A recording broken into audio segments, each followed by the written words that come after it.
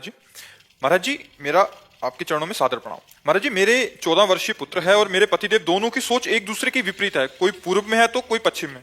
तो मुझे समझ नहीं आता कि मैं किसका साथ दूं, पिता का या पुत्र का, या दोनों के संबंधों को कैसे ठीक करूं। मेरा दोनों के संबंधों को पूर्व कर्मानुसार अगर बिगड़ा हुआ संबंध तो ठीक करना तो बहुत कठिन है, लेकिन दोनों का निर्वाह करना आपको पड़ेगा, क्योंकि एक है पति और दूसरा है पुत्र।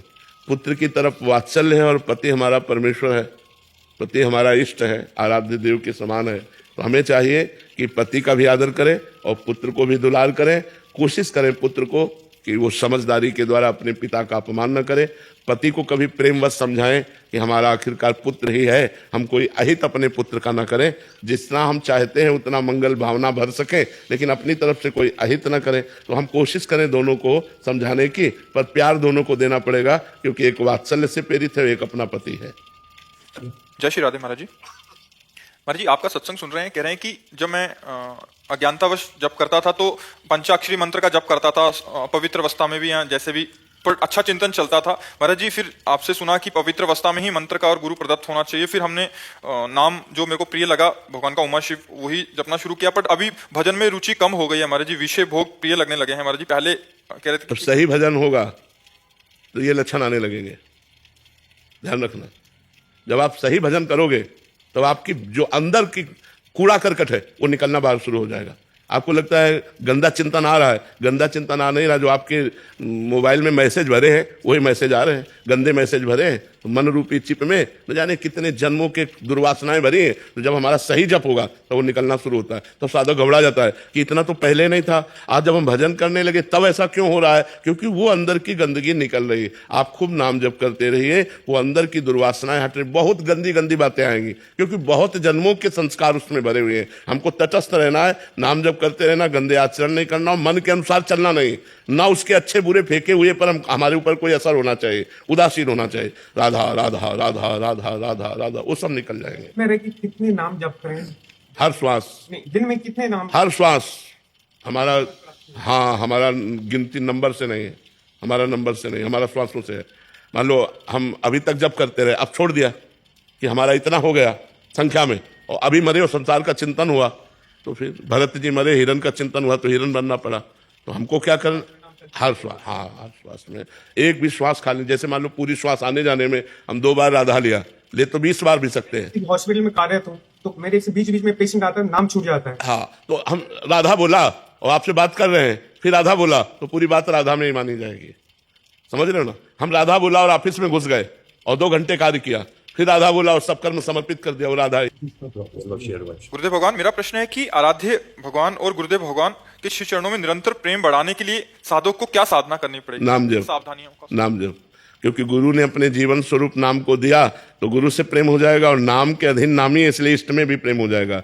इष्ट और गुरु में प्रेम प्राप्त करने के लिए प्रेम मूल यह नाम है। जो नाम मिला हुआ है, राधा नाम, हरिवंश नाम, कृष्ण नाम, जो भी नाम गुरु जी ने दिया, उसी नाम से गुरु से भी प्रेम हो जाएगा और इष्ट से भी प्रेम हो जाएगा। पर नाम पहले पाप को नष्ट करेगा, फिर पाप प्रवृत्ति को नष्ट करेगा, फिर अंदर हमारे अंदर सद्भावनाएं आएंगी, तब हम आगे प्रेम को प्राप्त होंगे। राधे राधे महाराज जी। गुरुदेव, पैसे को लक्ष्मी समझकर पूजना चाहिए या कागज का टुकड़ा समझना चाहिए उसको? कागज का टुकड़ा ज्यादा, इससे ज्यादा। हाँ, यह है कि उसके द्वारा सत्कार्य होते हैं, तो वो अलमारी में रखा है, वो तिजोरी में रखा है, डस्टबिन में नहीं पड़ा, नहीं है, वही चीज, कोई अंतर नहीं। अब 2000 रुपये एक ट्रक दे दिए जाए आपको, तो आप क्या करोगे? फेंक देंगे ना, क्योंकि उनके द्वारा सामान नहीं मिलती। लक्ष्मी मान के पूजन थोड़ी करेंगे। मान लो 2000 रुपये वो जो चलते थे, अगर वो हमें एक ट्रक मिल जाए तो हम खुशी होंगे क्या? कबाड़ में फेंक देंगे। क्यों? क्योंकि प्रयोग में नहीं आता। प्रयोग में आता है इसलिए तो वस्तुएं मिलती हैं। वो लक्ष्मी का स्वरूप थोड़ी है, लक्ष्मी का स्वरूप तो अनंत ब्रह्मांडों में फैला हुआ है। कागज का टुकड़ा है, उसको दिखाओ, उसके अनुसार सामान ले लो, बस बात इतनी है। ज्यादा उसका महत्व तो पागल बना देगा। हाँ, रुपये का नशा चढ़ जाए तो पापों का ढेर लगा दे, हिंसा करना, चोरी करना, न जाने क्या क्या। महत्व ना रखे, वो प्रयोग करे। महत्व, अब जो चीज जहां रखी जाती है वो वहीं रखी जाएगी। अब उसको डस्टबिन में थोड़ी फेंक दे, लेकिन हमारे अंदर महत्व नहीं उसका, प्रयोग में आता है, इसलिए प्रयोग में आ रहा है। वो दिमाग में जो महत्व आया वो भगवान से अलग कर देगा, इसलिए इसका महत्व तो नहीं रखना। महत्व तो भगवान का रखना है, रुपये का महत्व नहीं रखना। राधे राधे महाराज जी। महाराज जी, इस संसार में असमानता क्यों रखी गई है महाराज जी? किसी को बहुत बुद्धि बल और धन अधिक दिया गया है, किसी को कम दिया गया है, कोई जानवर इतने नहीं, जो भगवान ने दिया है वो समान दिया है। जो आपने कर्म किए हैं उसका फल असमान है।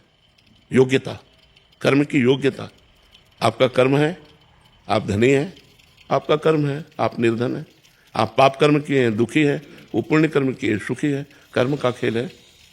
जितना विश्व रचा गया है वो कर्म प्रधान रचा गया है। कर्म प्रधान विश्व रचि राखा, और जो जस करे तासि फल चाखा। इसमें भगवान का क्या दोष है? इसमें भगवान की क्या बात है? जो जैसा कर्म कर रहा है वैसा फल मिल रहा है, उसको भोग रहा है। अब कोई बहुत अच्छे कर्म किए हैं, दान पुण्य किया, गरीबों की सेवा की, बीमारों की, तो वो आकर के करोड़ों रुपए लाभ प्राप्त कर रहा है। अब एक है जो दूसरे के साथ बेईमानी किया, चोरी किया, नाना प्रकार के कुकर्म किए, खाने को भी नहीं मिल रहा। तो कर्म का योग है। जैसे कर्म करोगे वैसा फल देगा भगवान, जैसा तुम कर्म करते हो वैसा है। यहाँ संसार विषमता है कर्म के कारण, क्योंकि सब एक जैसे कर्म थोड़ी कर रहे हैं, सब अलग अलग कर्म कर रहे हैं, तो अलग अलग उनका दंड या पुरस्कार, पुण्य या पाप, सुख या दुख, यही फल प्राप्त हो रहा है। तो इसलिए हमें इसमें कोई खास चिंतन नहीं करना। खास चिंतन करना है कि भजन करके हमको अच्छे बनना है। अब तक जो हुआ हुआ, अब लो निशानी, अब ना नसीब। अब तक जो हुआ अब हुआ, अब मैं अच्छा कार्य करके भगवान को प्राप्त करूं, या अच्छा व्यक्तित्व प्राप्त करूं, या अच्छा धनी बनूं, इसके लिए मुझे अच्छा कर्म करना होगा। इसकी स्वतंत्रता है महाराज जी? पूरी स्वतंत्रता है। मतलब अभी जो हम अच्छा करने लग गए तो आगे आपका अच्छा बिल्कुल अच्छा होगा। अगर आप पाप कर्म करेंगे तो बिल्कुल दुर्गति हो जाएगी। आज भले आप सुख में हैं, कल आपका समय बहुत दुखी आएगा। आज भले दुख में है, कल आपका बहुत अच्छा समय आएगा, यदि आप आज से अच्छा शुरू कर देते। तो समझदारी इसी में कि अभी सुधर जाए, अभी सुधर जाए। अब लो निशानी, अब ना नसीब हो। आज तक जो किया अब आगे नहीं करूंगा, क्योंकि जो बोएंगे वही तो काटेंगे।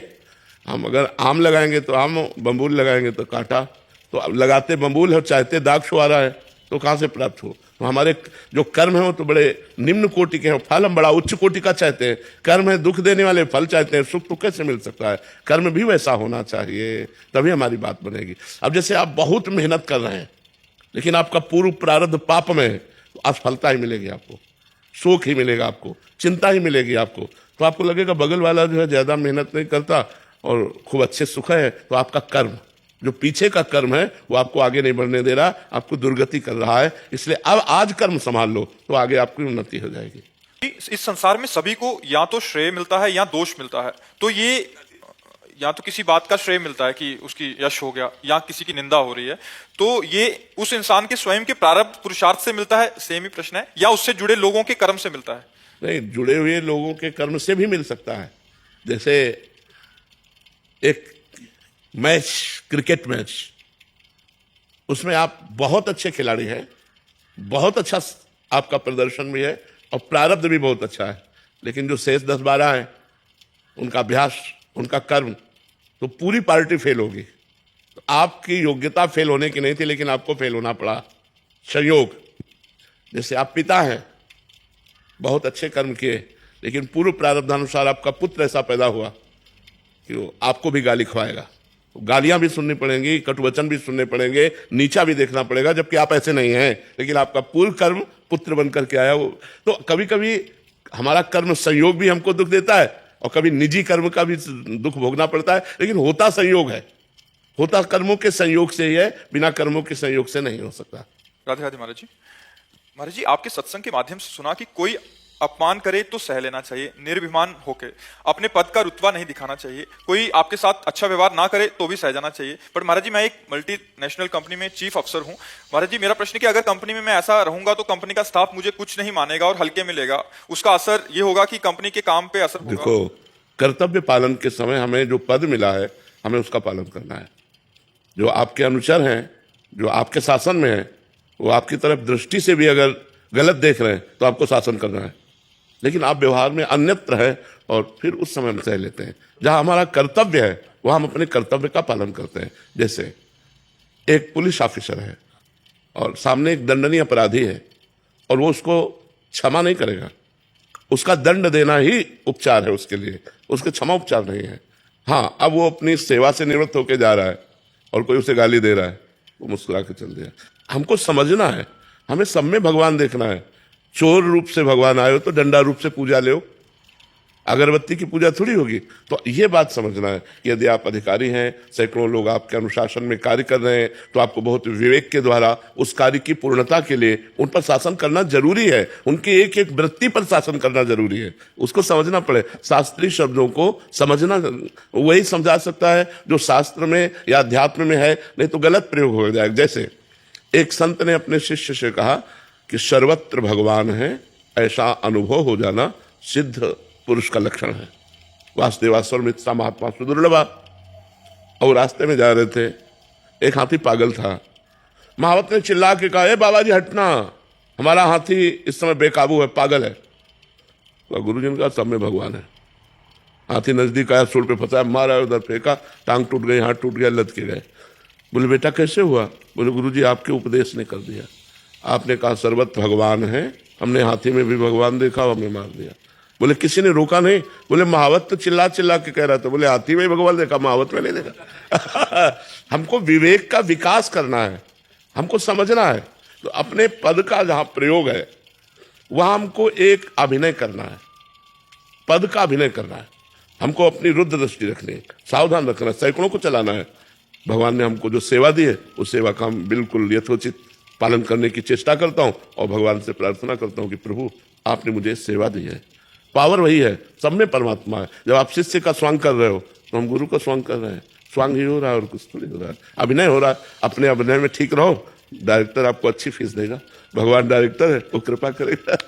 कूटनीति का कभी करना पड़ता है, डिप्लोमेटिक में। हाँ, जहाँ जहाँ जो जरूरत है, हमें अपने कार्य की सिद्धि के लिए जो जरूरत है वो हम करेंगे।